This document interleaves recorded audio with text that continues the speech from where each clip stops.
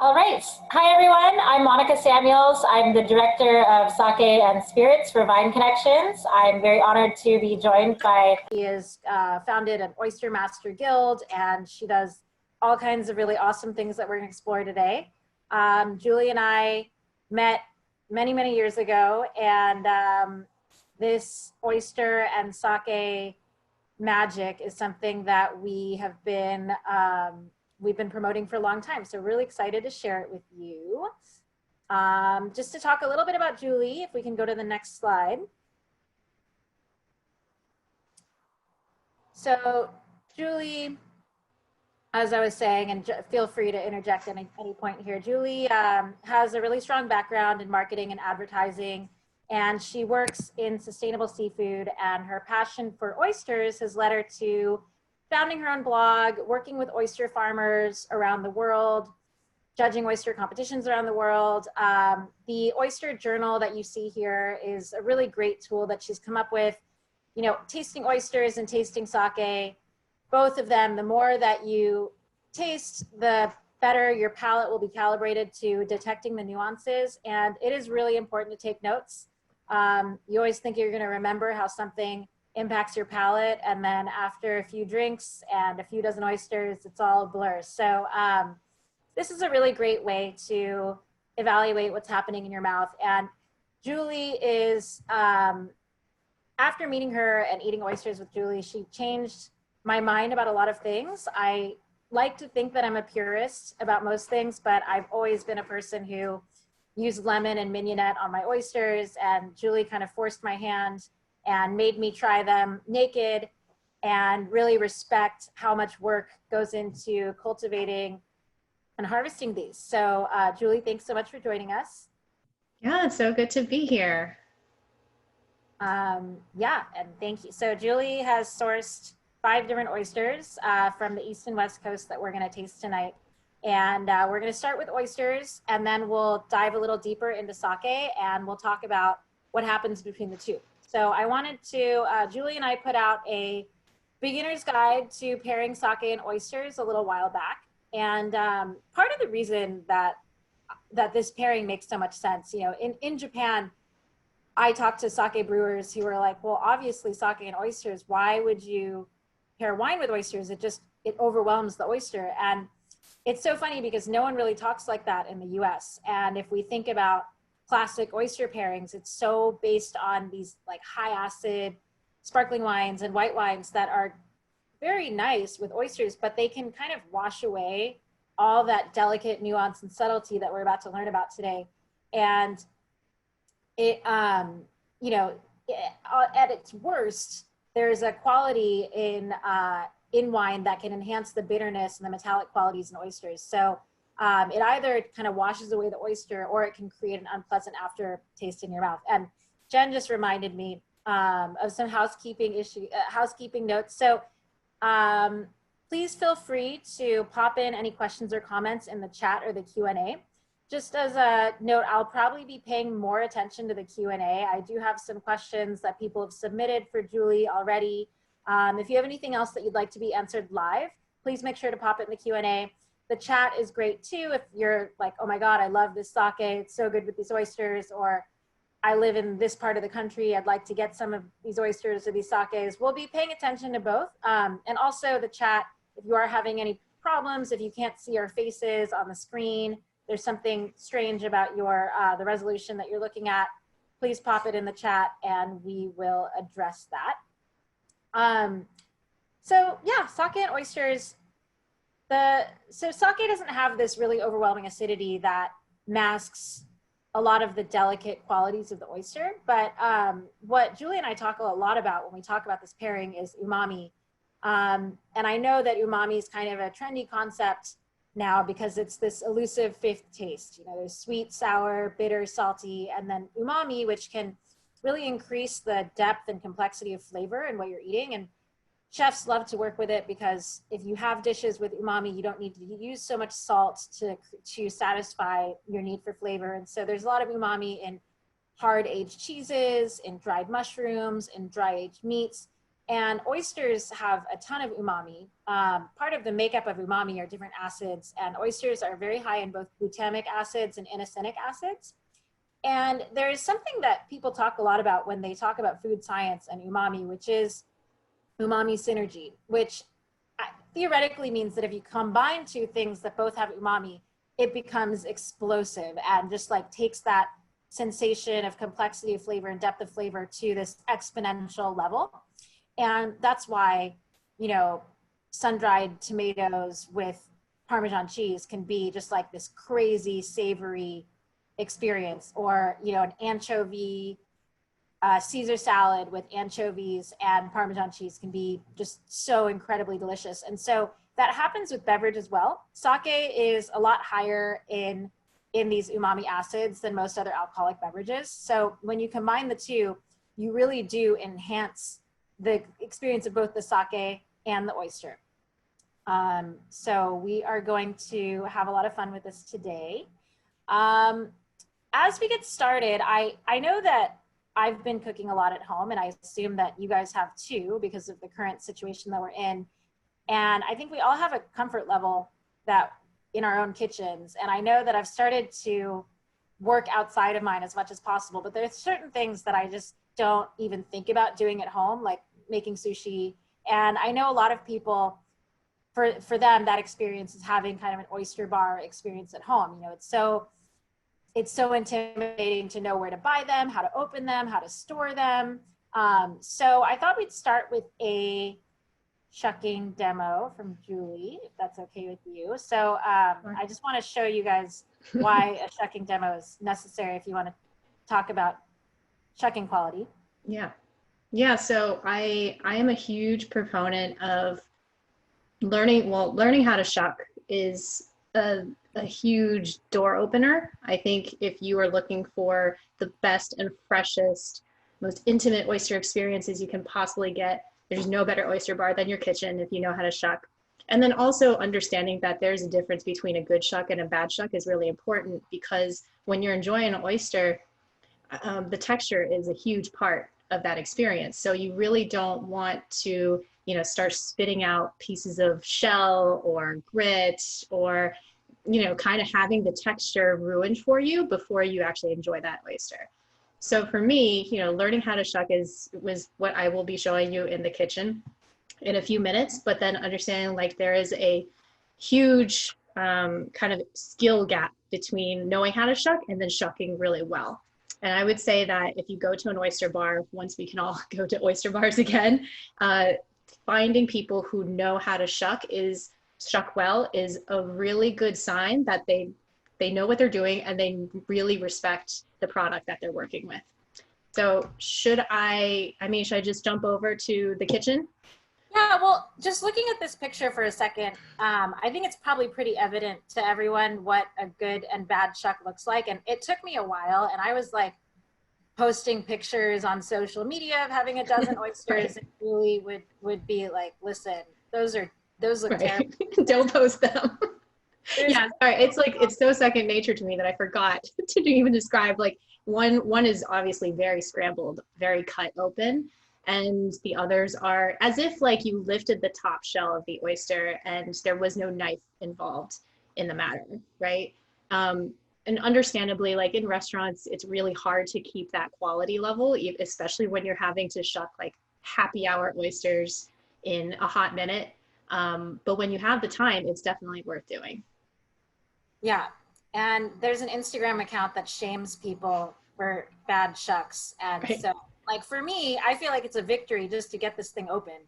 But to have to worry about preserving the oyster body in this immaculate shape. So I'm very excited about watching you shuck an oyster. I think we're going Cool. to go right now. All right, well, let me mosey on over there. You ready?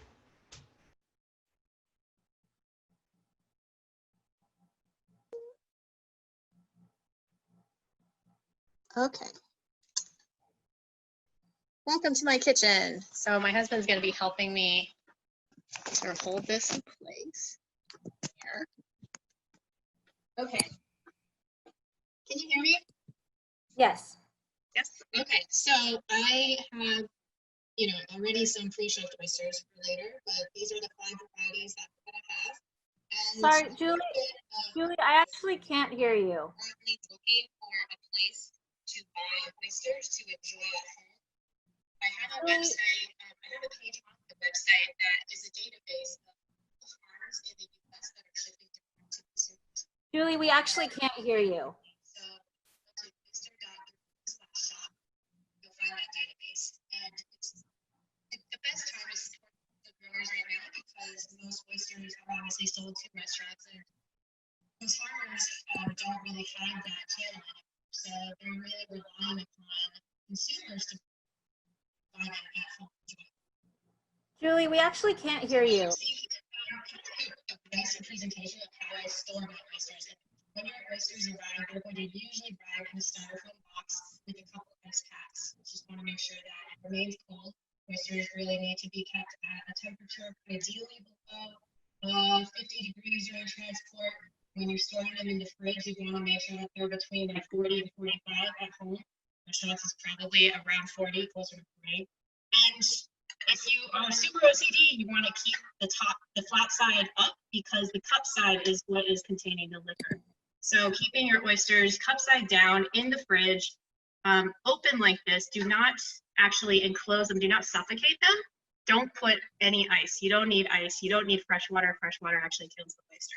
So as long as you keep them in a container like this, generally East Coast oysters can last up to 2 weeks, super fresh in the fridge. And then the West Coast are a little bit more delicate. So I would say consume them raw within like 7 days. But in this case, so what I'm going to show you is some equipment. This is my Game of Thrones Michael Jackson glove that my husband got me for Christmas a while ago. It's not necessary for shucking oysters. In fact, you can just use like a kitchen towel to hold the oyster. What it does is it really does help protect my hand. And if you expect to shuck maybe a couple hundred in your lifetime, this is definitely worth investing in. Another thing is an oyster knife. So this one I'm actually just toying with today. It's a French brand from Opinel, but this is usually my go-to. And oyster knives are very important. Do not use a clam knife. Don't use a butter knife. In a really big emergency, you can try and use a screwdriver, but that's like literally an emergency and you really want oysters and there's nothing else to do. So oyster knives, they should have a very sturdy blade pointed at the top. I would recommend a pointier top than a blunter. It'll make going into the oyster easier.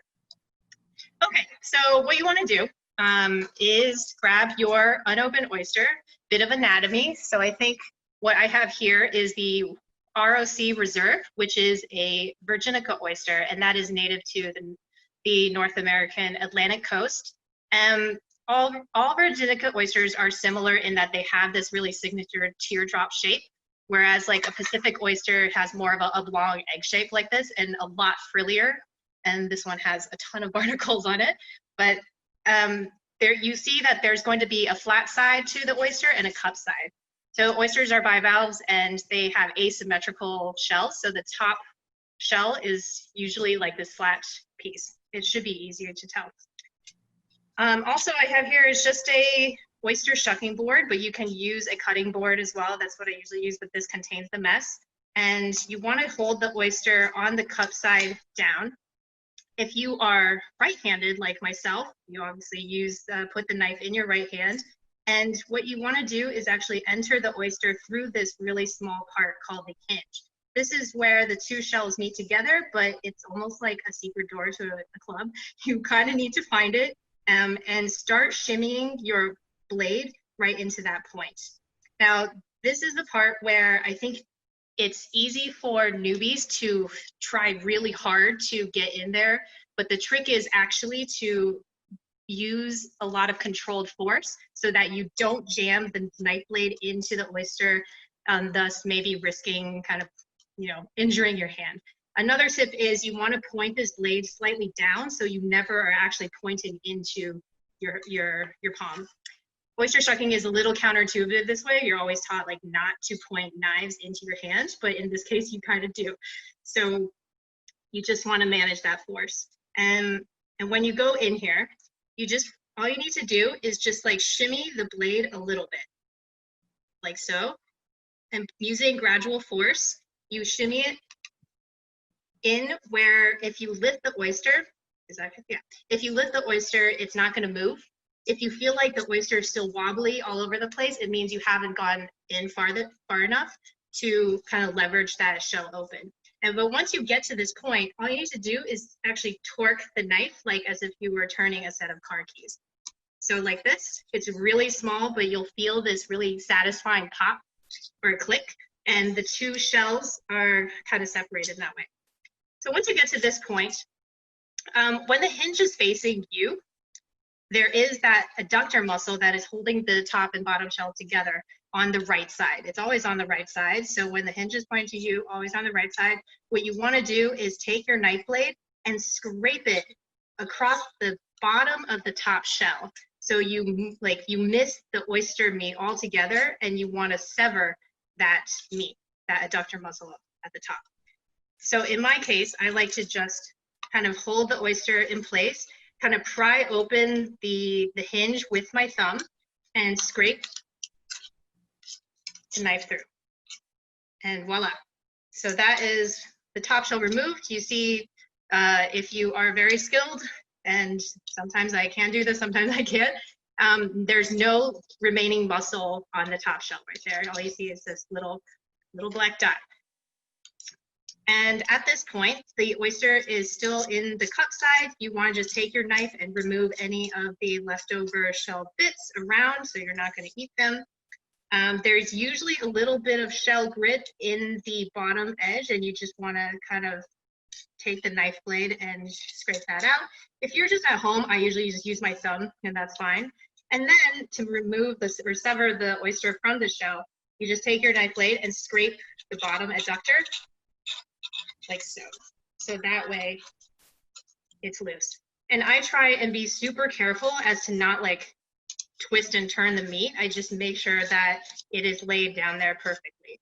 And there you have it. So you can kind of remove that natural suction, and you have an oyster ready to enjoy. And I will just show you really quickly, I suppose, a Pacific one, which is very similar in that there is a hinge. Maybe I'll just use this knife. Like this.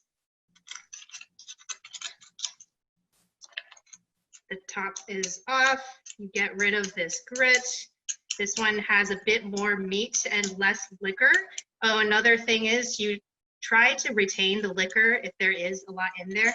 In the oyster, if it's just swimming in ocean water, you can probably pour a little bit out.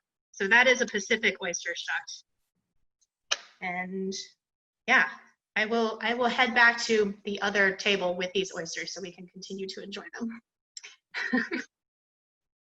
That was so awesome. I am so intimidated by what you just did, especially on camera. And I agree, it's very counterintuitive to point a sharp object directly at your hand.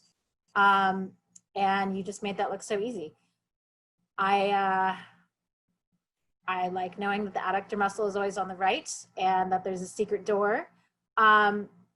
So Julie, what I wanted to, if you guys are super inspired and interested to learn more about oyster aquaculture, Julie has a really great YouTube show called Around the World in 80 Oysters. You know, right now, since we can't travel, she has contacted a lot of friends who are oyster farmers from around the world. And these are really amazing opportunities to understand why that sense of place is so important when you're picking oysters and how it really influences the oyster. We talk about terroir all the time in wine, and I think it's indisputable that where the grapes are grown are really going to influence the characteristics of the wine. But with oysters, I feel like in America, we're like, well, West Coast and East Coast, right? And you just kind of generalize what everything on the West Coast tastes like versus the East Coast. So we're going to taste 5 oysters, and Julie's going to talk a little bit about the regionality and the farming involved. But if you guys are curious to learn more, and if you're surprised that Mexico is known for oysters or that Thailand is known for oysters, it's pretty eye-opening. So I think we're going to get started with the first oyster, which is the one that you opened first for us, right? The ROC? Yes, so Rock Reserves, ROC stands for Real Oyster Cult. And Real Oyster Cult is this really fun website and app where you can order a bunch of different varieties of oysters shipped to your door. So the farmers and the owners of this company, Rob and Sims, have been doing this for years. So they were actually doing direct-to-consumer oysters pre-COVID. And the oyster that they're growing is where they are from, which is Duxbury, Massachusetts. If anybody's had an Island Creek oyster, that is also where they are grown. There's actually quite a lot of oyster farmers in this bay, and they all have sort of their own little plots and own way of doing things. So ROC Reserves is a Atlantic native oyster. I put up the method of cultivation. There's so many kinds of styles of cultivation that oysters take on, but what they do for the reserves is that they actually let this oyster grow for one more year, one more winter on the Duxbury Bay floor. And because it takes a little bit more time, the shells are super sturdy. They're really easy to shuck, which is why I started with that one. And they have a little bit more complexity than your typical 1.5-year-old, 2-year-old oyster. So yeah, I guess, are we going for it? Yeah.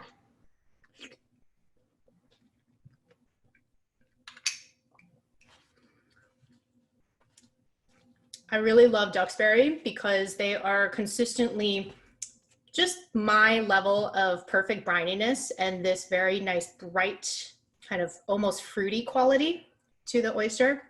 It's very clean. There's a little bit of minerality, but it feels like you are just swimming in pristine ocean water, which is essentially what is collecting in Duxbury. How do you feel? Yeah, it has the salinity is a lot more complex than just brine. You know, there's almost like a smokiness to it along with that clean salt water that I really like. Kind of like a cucumber pickle note to it too. Yeah, I can definitely say that. Pickle, yes, for sure, pickles. Awesome. Awesome. What's So, next? so the next one is also a Virginica oyster, the East Coast oyster from Katama Bay, which is on the eastern side of Martha's Vineyard. And these are grown by Brian Smith from his company is called Signature Oyster. There's also quite a few oyster growers in Katama Bay, but this happens to be, with the one that Real Oyster Cult carries. So these are grown a little bit differently. They are grown in off-bottom rack and bag, and that means that the oysters are essentially suspended off of the seafloor for all of their lives. Salinity is actually a bit more so than Duxbury at times. Right now, I feel like they are pretty comparable. They don't get as much of, I feel like their bay is a bit more protected. So the flavors that concentrate into this oyster is a bit stronger. Like it has just a little bit more funkiness, in my opinion, like a little bit of bamboo, if you will. I don't know, like canned bamboo, just a bit more of a personality. So what does the off-bottom racking do to the oysters generally? Does it make the shells deeper or?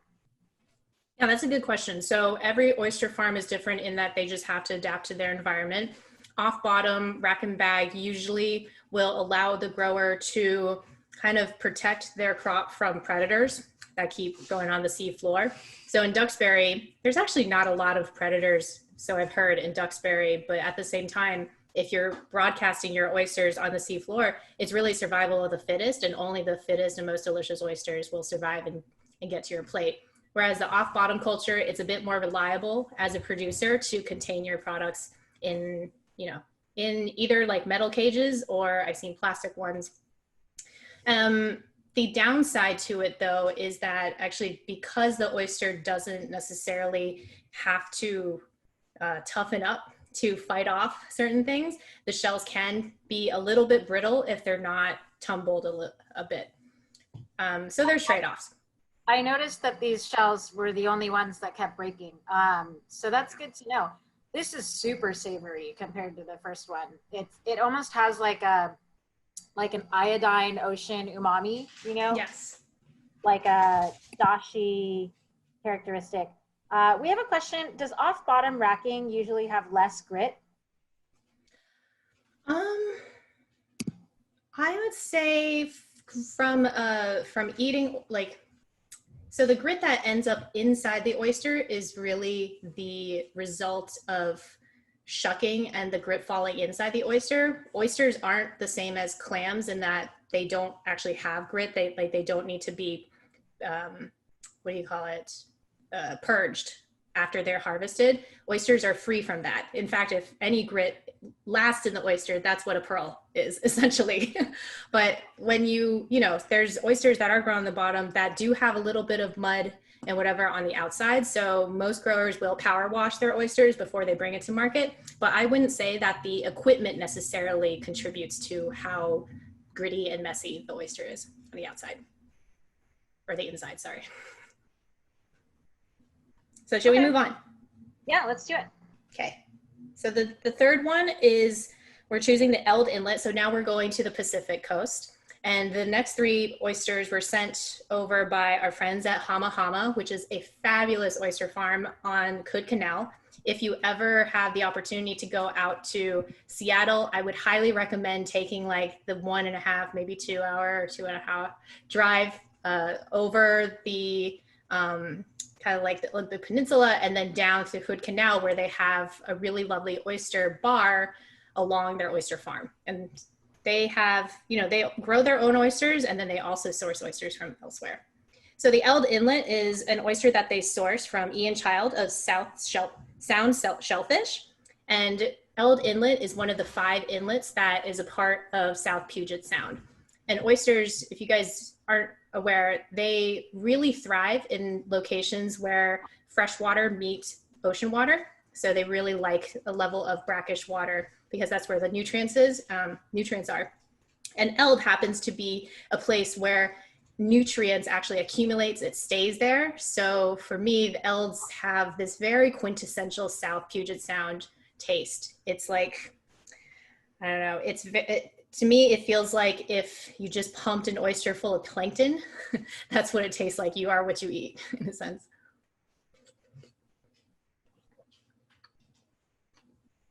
Sometimes I actually find Elds to be less salty. It just depends on how much rainfall there is, right before they harvest. But these, to me, are on the brinier side right now. It's so creamy. Yeah. I mean, I've noticed that a lot of Washington oysters that I've had are really creamy. Is that kind of always the case year round? Not necessarily year round. This is about the time when they do start to get creamy. The Pacific oyster will start to develop gamete, and that's sort of what you're eating when the summer months hit. And some oysters that, they really develop this creaminess in preparation to spawn. These haven't actually converted or are ready to do that just yet, but that is really what you're tasting.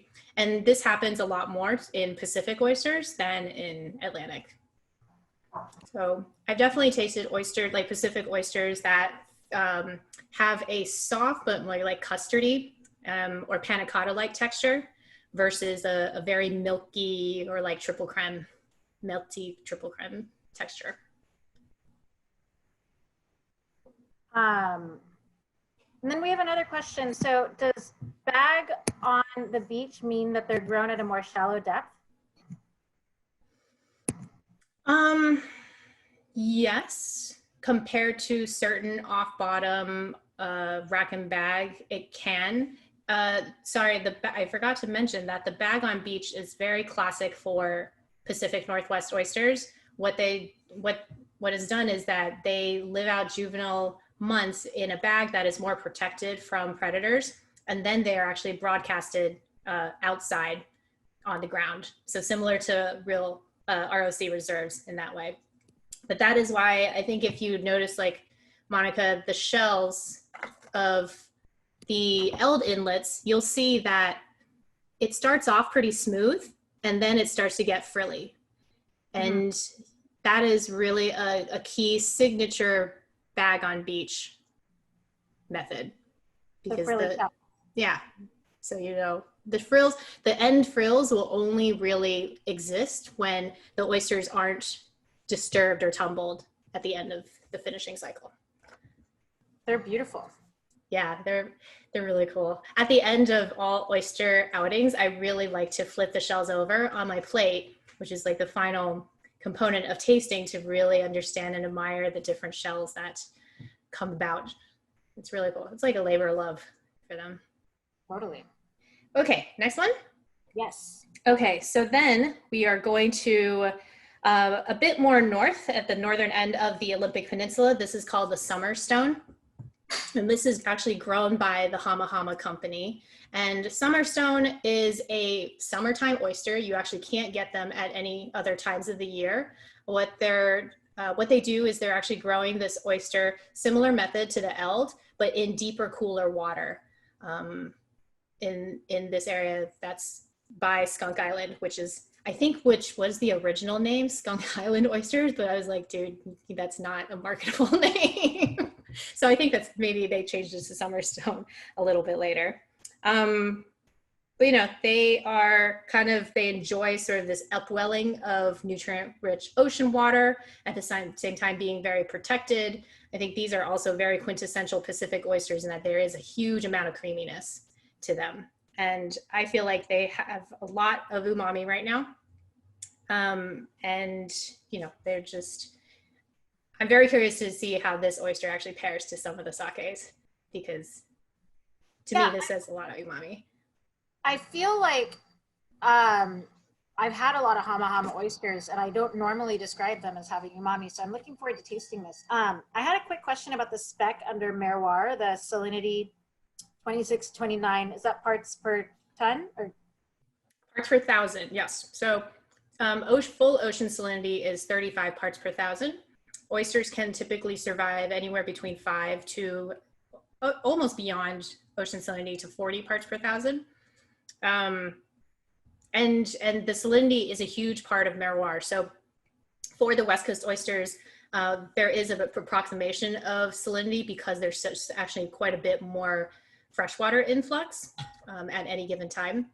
But yeah, the salinity, I think the water flow, which is where the tides and kind of sources of water come in, and also what makes up the sea bottom, really all contribute to the Merroir. What do you think?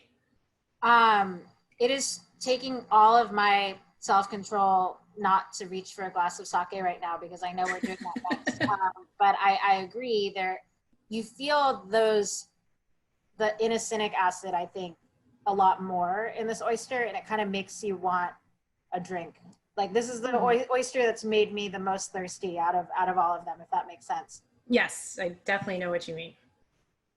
So we have a question here. Yeah. Does the salinity of the oysters affect the sturdiness of the shells?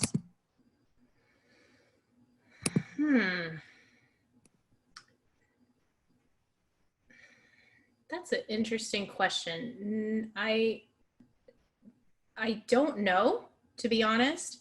I'm just trying to think of examples across the country, and the sturdiness of the shell, in my mind, typically relates to how fast growing the oyster is, which that is a combination of how warm the water is and how much food is in the water.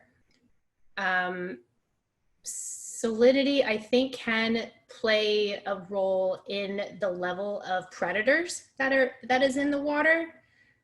So whether or not more salinity means more predators or less salinity, less predators, depends on where you are, because different predators like different salinities. But generally, I actually don't associate the two to be directly correlated with each other. It is, the amount of time, temperature, how fast they're growing, and how much they're handled, really. Like, the farmers can decide to tumble the oysters nonstop, which is essentially like working out the oyster nonstop, building its muscles and building the sturdiness of the shell. And that would probably make a bigger impact on the shell strength. That makes sense. All right, do we have one more? Okay, yeah. So the final one is one that I have a lot of heart for, because I've met these two growers who are our age and husband and wife duo with a small baby at the time when I visited. And they are called Fjordlux. They're grown just above Hama Hama on the north end of Hood Canal. And they are also Pacific oysters.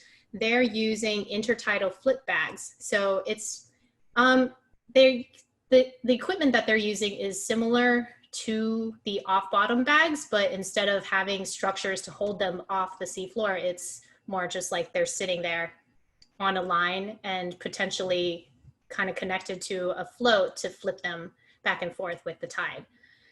And Alice and Van are, I've actually seen that. It's super cool. Yeah, yeah.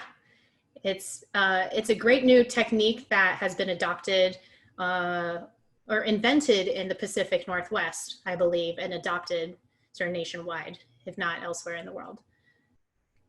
So notes about this one is that, well, you know, a lot, like oyster farmers are really the, I guess, the advocates and champions of clean environments, because you have to have a clean environment in order to have a great oyster. And so what they're doing is donating part of their oyster proceeds to restoration efforts in the Pacific Northwest area. That's amazing. I also really love their shells. Like, it's so pretty. Yeah, I've never seen those stripes before. Yeah, I mean, you know, it's a genetic line specifically, but a lot of Pacific oysters tend to have this really vibrant coloring to them. It's very cool. We have a question here. What factors impact the size of the oyster and what makes them large or small? Oh, yes, good question. So each different species will have its growth rate, and I think probably like the max size it can get. So everybody should know that you can get 5 different species of oyster in North America. And the ones that are native to our Atlantic coast, the Virginicas, are, I think the factor of size is, again, about age and water temperature, how fast it grows and how long it's able to grow. When you go to like an oyster bar, it's kind of funny because it's a little deceptive. Like on the East Coast in, say, New York, you would think that all Pacific oysters are tiny, but it's not actually the fact. It's only because they're really hard to ship or they're really expensive to ship. So we only see the extra small oysters. Like this, for example, is what they consider to be an extra small oyster, which is actually the size of a regular oyster on the Atlantic coast. The other, you know, huh? That's exactly what I thought. I always thought that Kumamoto, Shigoku, all these famous West Coast oysters were just inherently tiny. Yeah, well, the Kumamoto is different. I should say that. The Kumamoto is a species that is by default very small.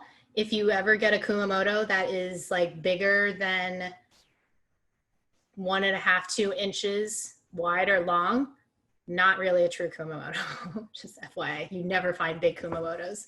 And also Olympia oysters, which are native to the Pacific coast, they're also very tiny, about like a $0.50 at most. But they pack a punch, so don't underestimate them, I suppose.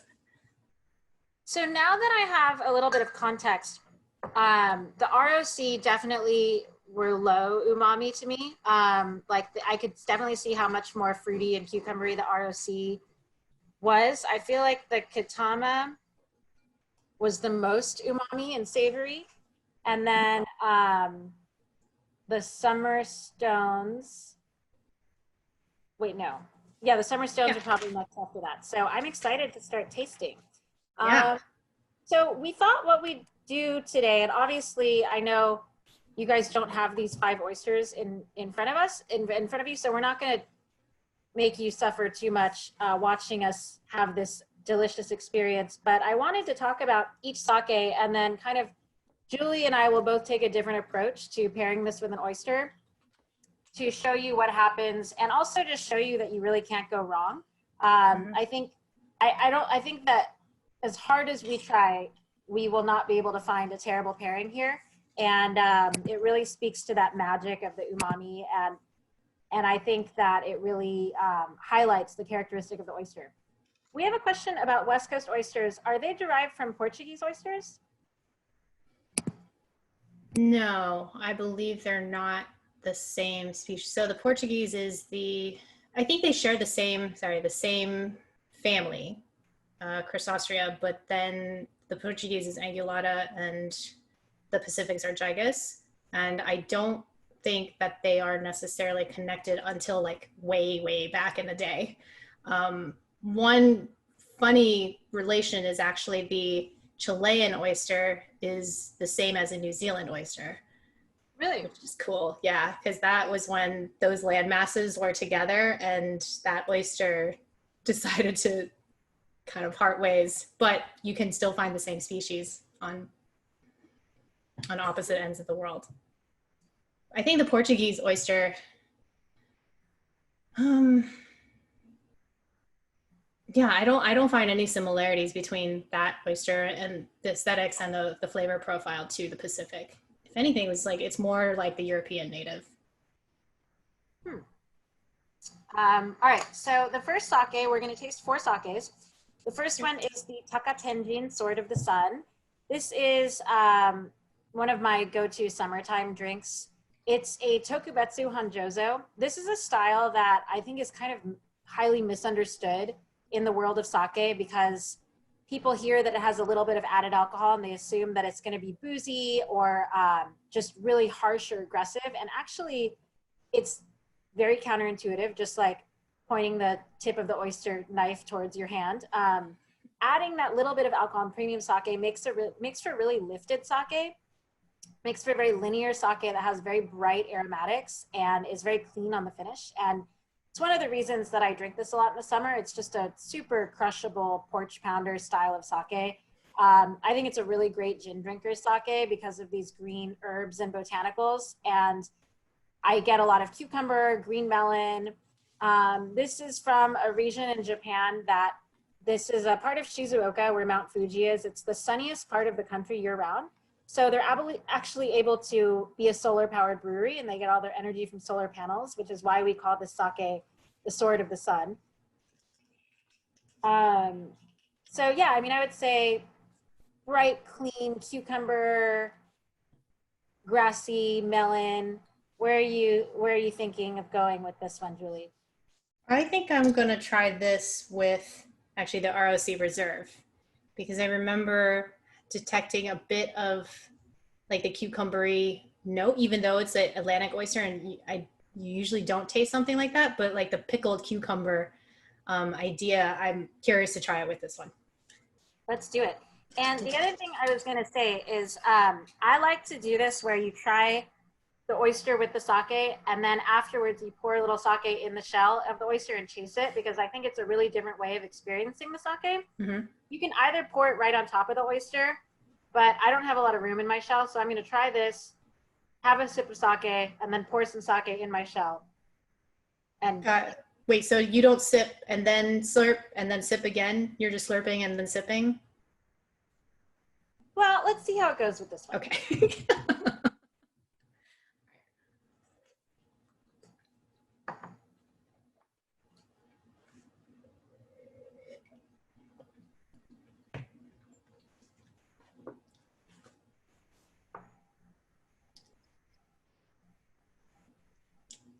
Ooh, ruffled potato chips. That sounds good too. But that's a really good comment. So we have a comment in the chat about how a little salt brings out that bright melon and refreshing quality, which I really get, especially when you drink the Takatenjin out of the oyster shell. Oh, yeah.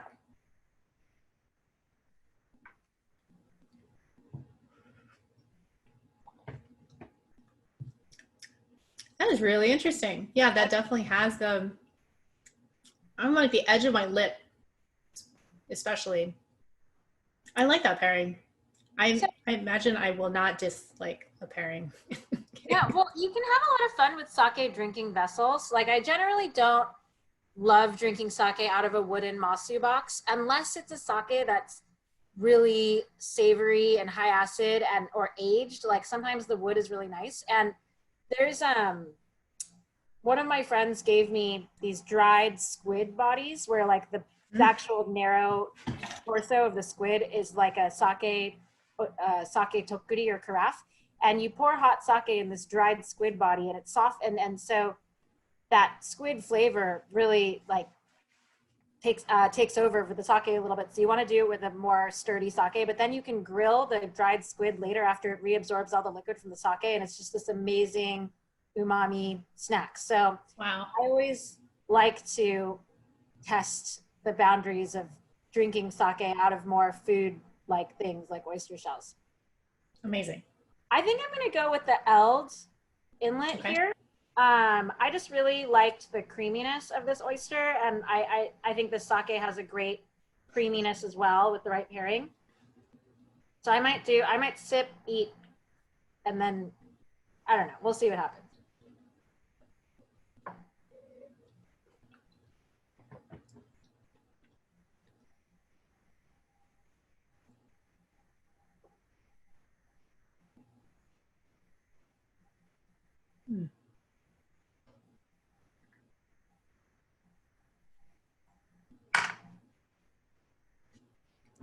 Yeah, I feel like your pairing was very much about the flavor of the sake and the flavor of the oyster, and this pairing changed the texture of both.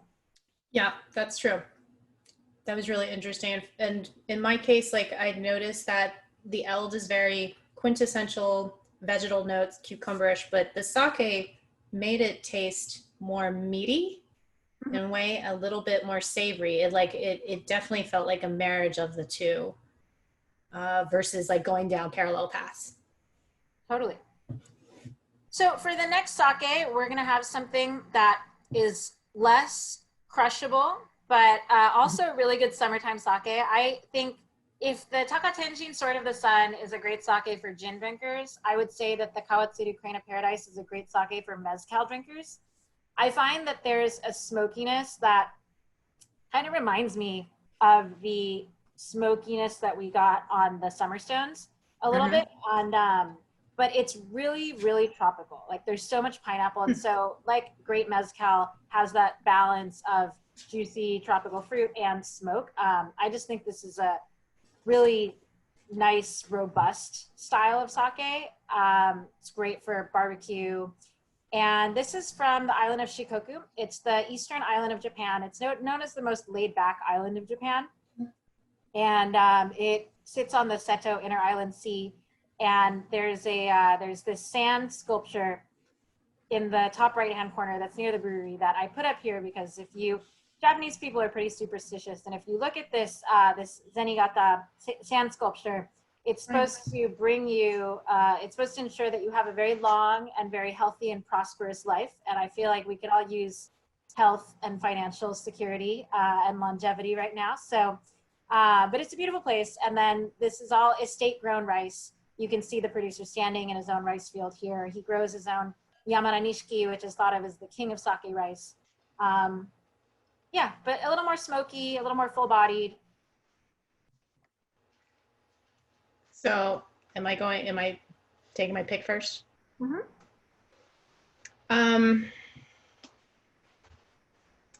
I think what I want to do is try this oyster with the Katama Bay, because the way that you described it tastes like it feels more intense, and I want to see what that's like with a super intense oyster. And maybe I'll do actually the pour over. I've definitely done the pouring sake over other shellfish though, and it doesn't necessarily work as well as with oysters. Like for example, like raw scallops. I don't know why that was. Maybe it was not as salty. I think so. And also, well, a little salt. Sake can't go wrong with salt, but also I think it's that inosinic acid umami that where there really is like a chemical thing that happens in the shell.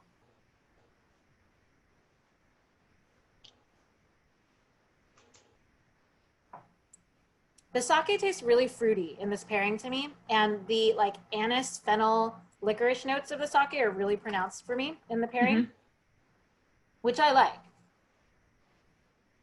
Yeah, I agree with the fruitiness. It tastes very refreshing. Like, All right, I'm gonna go with the Summerstone here, just because I feel like that. I don't know.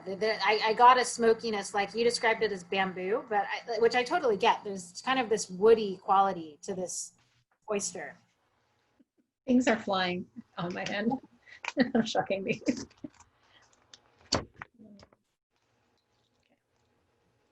All right, Summerstone.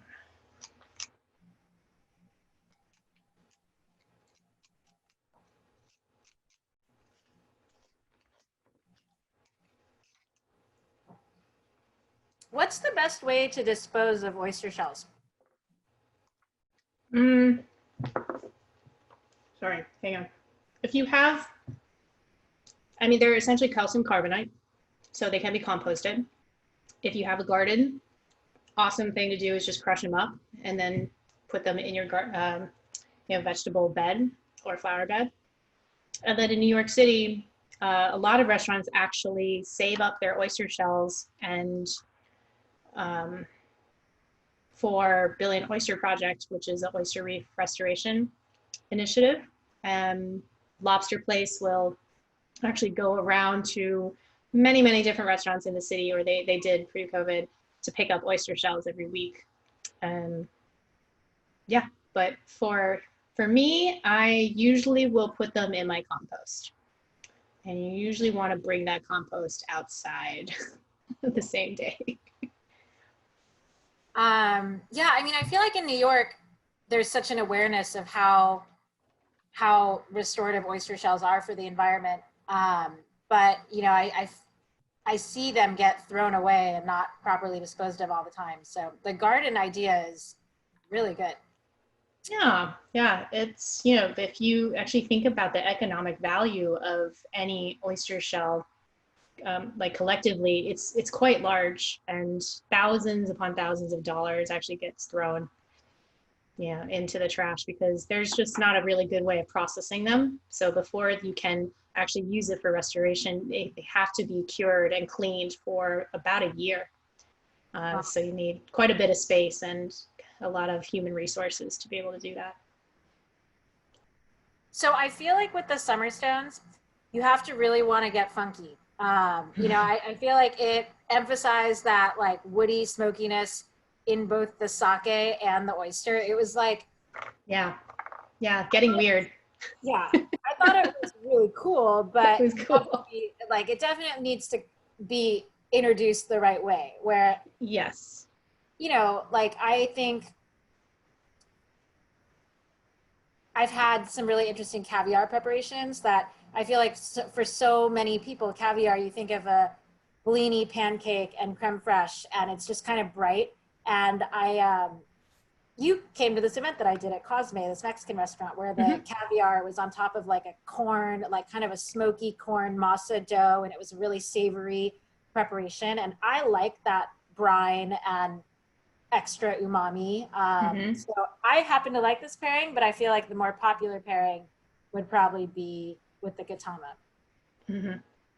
All right, so let's go to the next sake. Next sake is the Moon on the Water. So this is from a brewery. My favorite. Well, this brewery is in Akitsu, which is a region in Hiroshima Prefecture. This region has the most oyster beds in Japan. So if you subscribe to what grows together goes together, this would be a good place to start. This brewery also, the location has some of the softest water in Japan. They call this region the birthplace of ginjo sake. And when we're talking about ginjo, it's this slow, cold fermentation that really stresses out the yeast so that the aromatics just jump out of the glass. And I think, you know, I know, Julie, this is one that you've fallen in love with from an early point, which people really fall in love with this sake because it's so kind of intoxicating and how perfumed and vibrant and intense it is. But then it's so soft on the palate because of that really soft water, and you can really kind of taste that super, super precise sake making at every step. I always get a lot of pineapple, really intense violet and floral notes, more of that pastis and fennel, cantaloupe.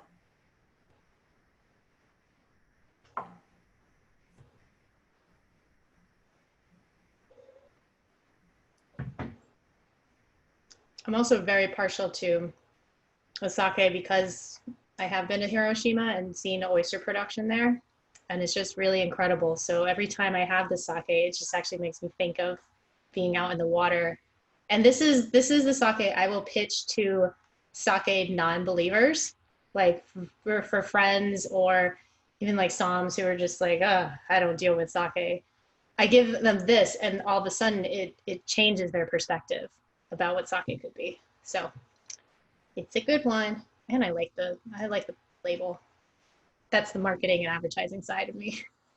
Well, it's this is one of our sake labels where the Japanese name really means moon on the water, and so it was really easy. It's just a direct translation, and I like this sake because it really speaks to this woman's past, present, and future. Like she, even though it's her family business and she's the fifth generation owner of this brewery, she originally moved to Tokyo and went to school for theater. And when she was like kind of young and romantic, like this moon on the water idea was just so like, yeah, just romantic for her. And now she's just completely entrenched in sake and doing this really geeky stuff and coming up with new innovative ways to make sake all the time. But this is kind of her, like how she fell in love with sake. Yeah, I love it. I think that really echoes the entrepreneurial and innovative nature of oyster farmers too.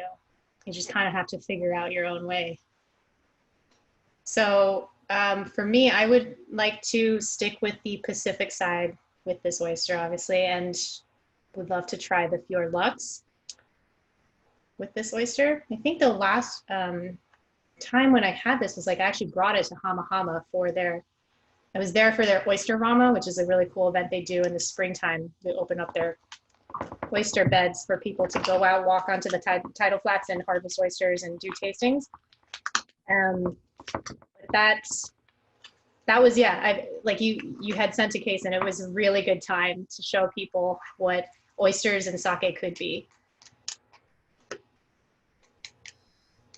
That is so good. It's funny, on the initial attack, it kind of erases that umami like on the oyster, but it has that salinity, the texture.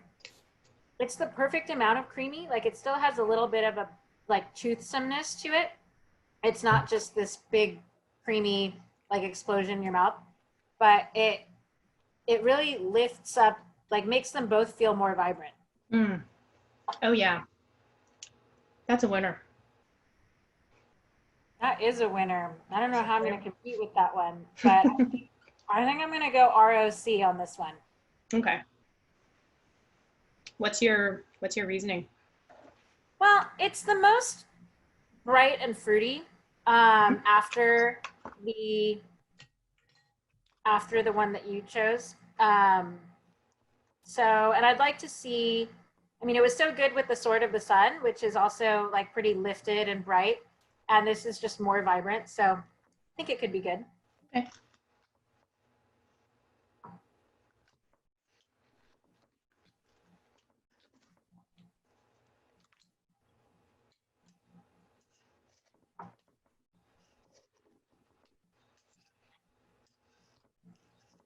So for these sakes, like what temperature are you generally serving these at with the oysters? Should they all be chilled?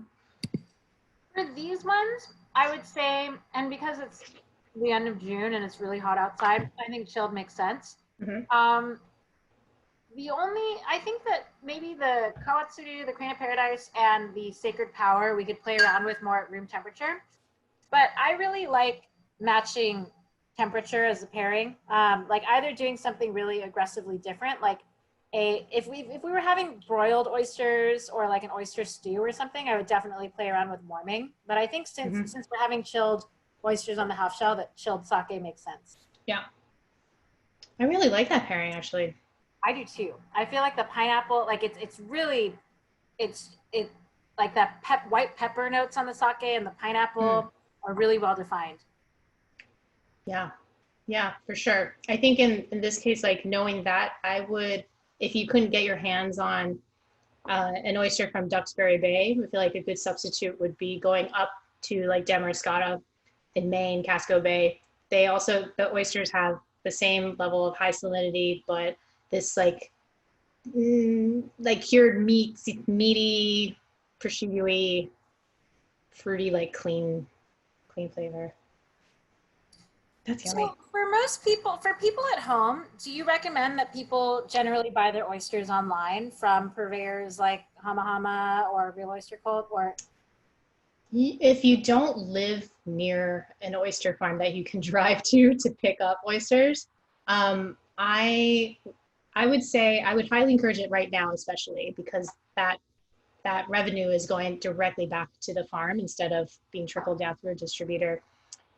Even if they are selling to consumers, you get the freshest product, like hands down, if you buy from a farm because they're essentially taking your order and then they're going out into the water and harvesting. Like yeah? there's no oysters just like sitting around to be shipped. So that's, if you do want the freshest. And I think from a price point, it's actually probably going to be the most reasonable. I don't buy oysters from supermarkets as much as like as convenient as that sounds. I've never really had a good experience with getting high quality artisanal oysters at supermarkets.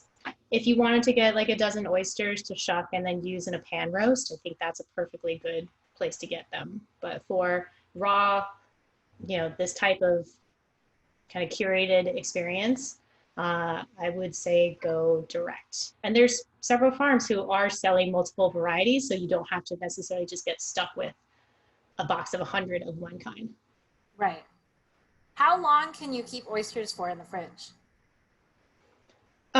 For East Coast, it's probably a good 3 weeks, if not more, Yeah. from the harvest date. So the key word is harvest date, right? Like if you get them from a seafood market, they'll tell you, they got in yesterday, but they actually were out of the water a week and a half ago. So you really have to know when the harvest date is. And yeah, if you store them properly, and if they're sturdy, adult, full-grown oysters, they will be just fine. I've tested this with large oysters in my fridge. I actually kind of forgot about them, but they were in the back of the fridge. I pulled them out, tried a couple, still pretty good. They're not going to be super hydrated, but you can still have them raw is perfectly safe. And if they do dry out, just like pan sear them or like saute them a little bit. The West Coast, the species on the West Coast is a bit more, I guess, I don't know what you call it. It's not as like fragile. They just tend to open up the shells a bit more than the East Coast. So when they do that, they dehydrate very quickly and thus they expire a little bit quicker than the East Coast do. So for those, ideally, like within a week, you would consume all of them raw. Okay. I feel like there are probably people listening who are terrified of having a bad oyster, who are just like, that sounds like a gamble I'm not going to. But I'll try it. Yeah, as long as you keep them at temperature. The temperature is critical, right? If anything goes above like a 48 to a 50, I would say that's when you want to cook them. But anything that's kept at a low temperature, even when they're a little bit dehydrated, totally still fine to eat, because they're not actually growing that like bacteria or pathogens that would cause foodborne illness. Awesome. Well, let's talk about the last sake, and then we'll answer a couple more questions. Yep. So the last sake is from Kumamoto Prefecture, which always makes me think that that oysters and this sake should go well together. And this sake has a very ocean umami, like not quite as much as the smokiness that we got on the Summerstones, but this is a super seaweedy sake for me. This brewery they started out as a rice purveyor before they got into the sake business, which gives them access to some really, really unique ancient heirloom grains of rice. And so this is a rice called Kumamoto Shinriki that almost became extinct several times. There's so little of it grown that the Japan Agricultural Consortium didn't even want to bother flying someone all the way down to the island of Kyushu to go inspect this rice. So they were like, do you really need to keep growing this rice? Can't you just grow something else? And so their commitment to this heirloom grain, I think, is really inspiring. And the reason for it is it has this very distinct characteristic. It has this like kombu seaweed smokiness and herbaceousness, but it's really pretty and elegant as well. Like I think it's quite floral, really creamy. So as we're tasting and thinking about this, we have a couple questions. One is, what's your favorite way to eat cooked oysters? Is that to you or to me? Well, you're the expert. I think it's you. Oh goodness. Cooked oysters. I like them pretty simply, to be honest. I think I like just shucking them and then maybe sauteing them with a little bit of butter, a little bit of lemon juice, or like actually lemon zest, not even lemon juice, and then topping off with a little chive. So it's just, you still get the essence of the oyster. You know, Rockefeller and barbecued oysters certainly have their place. I personally just, I can't, I would rather be served those things rather than cook them. But there's nothing quite like the Chipotle barbecue or like Chipotle bourbon barbecued oysters that you can get at Hog Island out in Tamales Bay. And there's these like wonderful little oyster dishes at restaurants like the smoked oyster saltine at the Ordinary down in Charleston is really good. And also like Low Country oyster roast, just like steaming a bunch of oysters in burlap sacks and then shucking them, like popping them open with a screwdriver with a bunch of people on a cold like fall day. That's really special. That's a really cool experience. But for me, like at home, I actually don't eat a ton of cooked oysters because I mostly eat them raw. But you know, like with some like marinate oil cured oysters or tinned oysters. oh yeah. Well, yes. So thanks to Monica, I am completely spoiled by having amazingly smoked preserved oysters from Hiroshima, like this one particular brand, Oyster Kitchen. I'm obsessed. So smoked oysters, when done right, is incredible. And I really wanted that, you know, Hama Hama was actually experimenting with doing their own smoked canned oysters. They're just doing a test run, so I don't have any to share right now, but I feel like that could be also a really good sake pairing.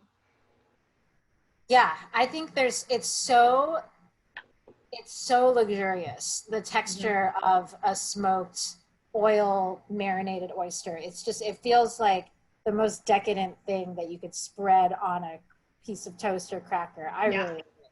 Yeah. You know, one thing after doing a couple interviews for Around the World Navy Oysters is I really want to try more oyster omelets. I think that's a very signature Asian, like especially in Southeast Asia, dish. Like every country sort of has their own version, but you just have a bunch of oysters and omelets and it sounds amazing. Yeah, for sure. I love butter and oysters. I mean, I think it's a similar, I love butter and soy sauce. That like butter and salty umami together is just insane. So I really like doing like a compound butter, like a garlic butter on top of oysters and broiling them. Yeah, I mean, I think that when you can't even see the oyster because there's so much stuff on top of it, it's hard to get excited. But like, butter is always going to be welcome in my kitchen. Right. Agreed. What do you think about pairing with the sake? Oh, okay. So, I mean, I'm just looking at the matrix of what we have done, and I kind of want to try the Summerstone with this sake. All right, let's do it. Okay.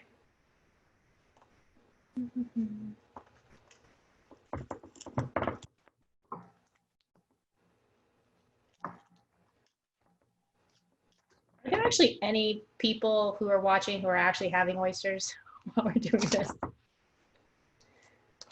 Or is it just potato chips? I know at least two. Okay, awesome. What kind of oysters are you having if you are actually having oysters? I'm curious.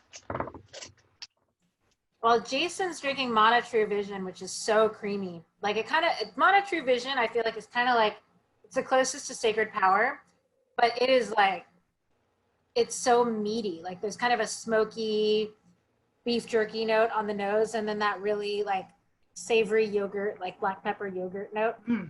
That's a I feel like that would go with the Summerstone. This is pretty. I feel like that's a good pairing. It's not quite as funky as the Crane of Paradise. With Yeah. I got this. It's not a negative. I just don't know how else to describe it. But at the end of that pairing, it tastes a little steely. Not a negative. I just don't know. It does something in the finish for me. Well, I think it's that iodine quality in the oyster. Mm. So it has that like smoky brine that I think could come out as a little steely. It's not like the metallic quality that you get from having certain wines with oysters, Right. but yeah, there is an interesting sharpness. So I'm going to think about my pairing. There's a question: as a lover of all sake, but novice when it comes to oysters, which type of oyster would you recommend for a first-time experience? Open to all the flavor profiles that were discussed today. Amazing. So if you are shucking the oysters yourself, which you are now, I think actually finding a easy to shuck oyster is definitely your best bet. It'll just make it so much less frustrating when you do it. And for easy to shuck oysters, I think the ROC Reserves is a good option. If you find Beausoleils from New Brunswick, Canada, those are consistently easy to shuck. It takes freaking forever for them to grow up in New Brunswick, at least like 4 to 5, if not 6 years. So the shells are very, very sturdy, very consistent as well. And then other fairly clean, straightforward oysters, any deep tumbled oysters. So if you look at a Chelsea gem or a Shigoku, or a blue pool from Hama Hama, these oysters are the tumble term means that they are constantly shuffled around, whether it's by hand, by machine, or by the tides throughout their life, so that instead of the oyster growing like out like all these Pacifics that we have, they chip the outer edge of the shell and they grow this very, very deep cup. And in some cases, the cups are so deep that you kind of mistake them as like just rocks or golf balls in a sense. But I think those meats are just very, they're just very succulent and they're toothsome. And I think they make, especially if you like texture, I think it makes the oyster experience really enjoyable. And again, easy to shuck. Very thoughtful response. All right, so I'm going to go with the Katama. Okay. I cheated and I tried a couple, but I think I think this is a really different approach. Even though these are probably the two highest umami oysters, I think that it really changes from how the pairing was with the Summerstones. It definitely, the Summerstone seems to be more umami rich, where I thought it was the other way around initially. Like I feel like it brings out the salinity in the Katama more. And I just like the texture. The texture of the oyster seems really firm and just like just pleasant to chew on in your mouth.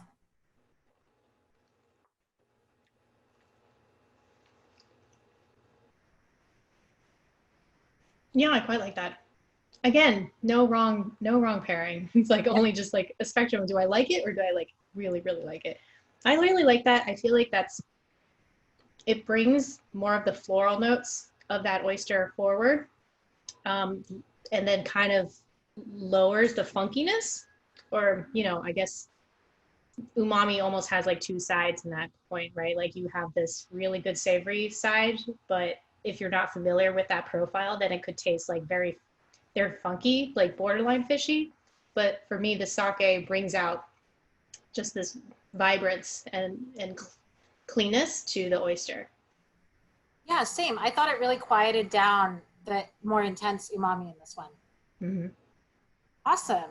Well, thanks so much to everyone who's hanging out with us. Hopefully, this has made you excited about pairing oysters and sake and made you feel like it's something that you could do in your own home.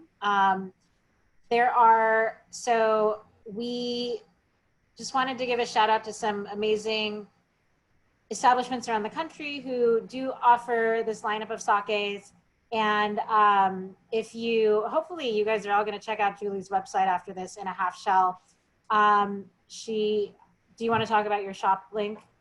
Yeah, so another place to get, the oysters delivered to home is on my site. It's either you can just go to inahalfshell.com and then click on shop, or the short link is oyster.guru/shop.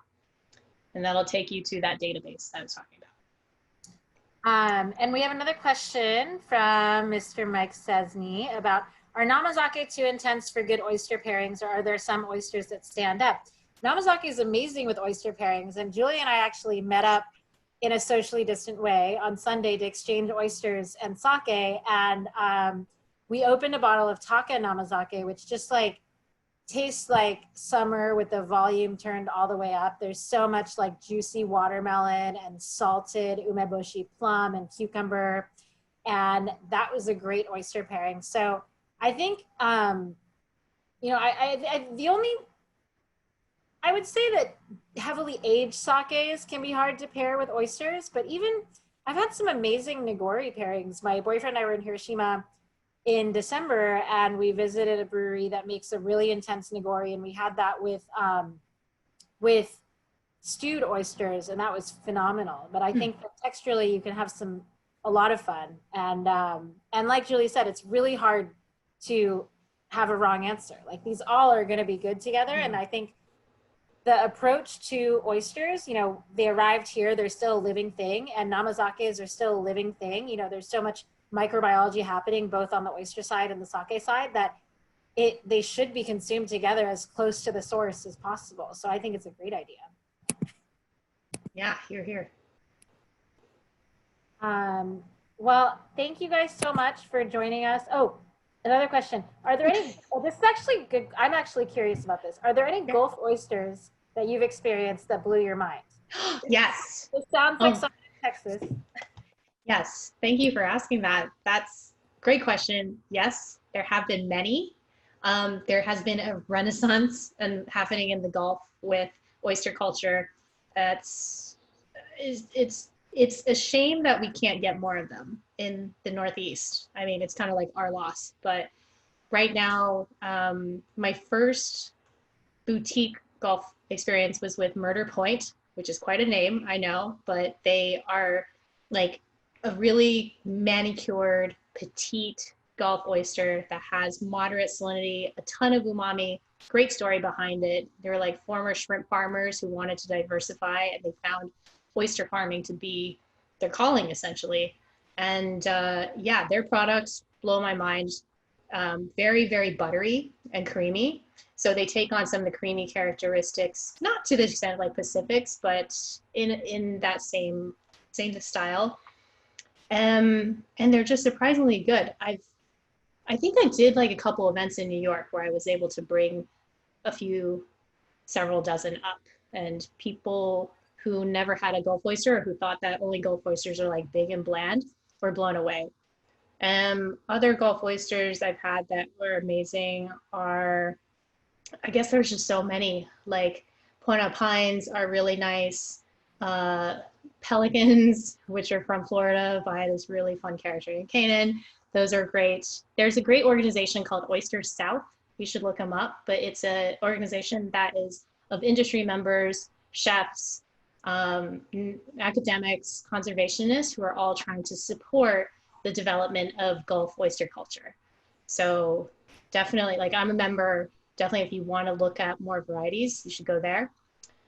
And then I guess I shouldn't leave out the Southern Atlantic states too, because there's freaking phenomenal oysters coming out from North Carolina and South Carolina that we also don't really get access to here, but some of them do ship direct. So they're on my list. That's really great to hear. I have to admit, I did not know that there were such good Gulf oysters because I feel like, and you've told me this a lot, that so much of it is about marketing, where there's so many areas of the world that have great oysters, but they send them somewhere more sexy to be finished because that place is more famous for oysters. So that's good to know. What about the Apalachicola area? Oh gosh, those are, like one of the OG oyster appellations, right? The wild cultivated Apalachicolas from Florida. Sadly, they're hard to find nowadays. I think the industry has really kind of been, I mean, they've just been challenged in a number of ways. So unfortunately, I've actually never had an Apalachicola because I haven't come across one.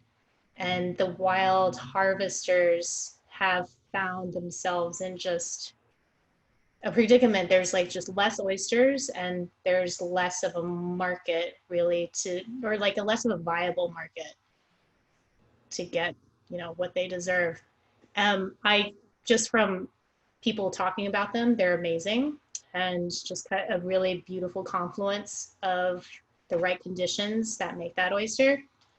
But yeah, I think if you can find a true Apalachicola, which means that you probably have to go down there to experience it. And even so, you have to find the harvester who claims that they harvested it from Apalachicola to try it. But I think the bigger picture is that the oyster industry has changed and is changing, and oyster farmers who are able to be stewards of that oyster from the beginning to the end are really going to be the future of the industry. And I'm very happy to support them.